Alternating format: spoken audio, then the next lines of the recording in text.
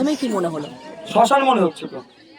এখানে মানুষজন যে প্রাণে বেঁচেছে, কারো দুর্ঘটনা ঘটেনি, এটা সৃষ্টিকর্তার কাছে লাখো শুকরিয়া যে মানুষ প্রাণে বেঁচে গিয়েছে, কিন্তু আর কিছু নাই, ধ্বংস হয়ে গিয়েছে। এই মুহূর্তে সরকারের কাজ হবে অন্তত এদেরকে একটা অস্থায়ী ত্রাণ শিবির করে যতদিন না পর্যন্ত এই বিষয় এটা রিকভারি হচ্ছে, সরকার তাদেরকে পাশে থাকা, সহযোগিতা করা। কিন্তু সরকার তো পুনর্বাসন দেবে না বলছে।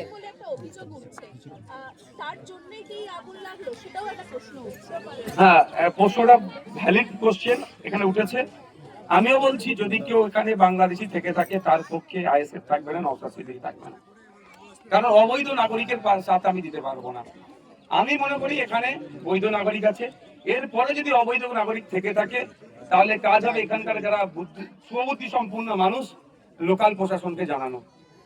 লোকাল প্রশাসন প্রয়োজনে এসে তাদের আইডেন্টিটি চেক করবে, তাদের ন্যাশনালিটি চেক করবে। তার সাথে আগুন লাগানোর কোনো সম্পর্ক আছে বলে মনে করছি না। তবে আগুন লাগানোর পরে যে ইনসিডেন্ট একটা ঘটনা ঘটেছে সেটা কিন্তু আমাদেরকে ভাবাচ্ছে এই আগুন লাগানোর কি কারণ আছে। যদি আগুন লাগানোর বিষয়টা নিয়ে প্রয়োজনে জনস্বার্থ মামলা করা যায় নাকি সেই দিকে এগোবো, আমি আইনের বিশেষজ্ঞ যারা তাদের সাথে কথা বলবো। তবে আমাকে দুটো বিষয় খুব ভাবিয়েছে। একটা হচ্ছে অদূরই ফায়ার স্টেশন আছে, কিন্তু প্রায় 1 ঘন্টা পরে ফায়ার ব্রিগেডের গাড়ি এসেছে। দ্বিতীয় হচ্ছে ফায়ার ব্রিগেডের গাড়ি আসার পরে নাকি এখানে ওই যে পানি ক্লিয়ার করবে যে নলটা নাকি কারা কেটে নিয়ে চলে গিয়েছে, আর সবকটা নলই কেটে নিয়ে চলে গেল। পাম্প মেশিনটা নাকি খালে ফেলে দিয়েছিল আর নলগুলো কেটে নিয়ে চলে গেছে। তাহলে ভয়ঙ্কর অভিযোগ, এটা তদন্ত সাপেক্ষ, তদন্ত হওয়া দরকার এর পেছনে রহস্যটা কি। আপনি যেটা বলছেন বারংবার উনি অভিযোগ করছেন যে পরপর 3বার অগ্নিকাণ্ডের ঘটনা, সেখানে কোনো 3বার অগ্নিকাণ্ড অন্তর্ঘাতের।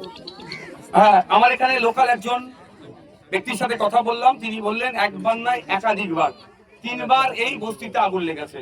এটা একটা নাটকের ব্যাপার না, এটা জোক নয়, এটা একটা অত্যন্ত গভীর রহস্য থাকতে পারে। অন্তর্ঘাত কি উচ্ছেদ কি সিম্প্যাথি নিয়ে একাধিক বিষয় কিন্তু থাকতে পারে, সেটা তদন্ত সাপেক্ষ।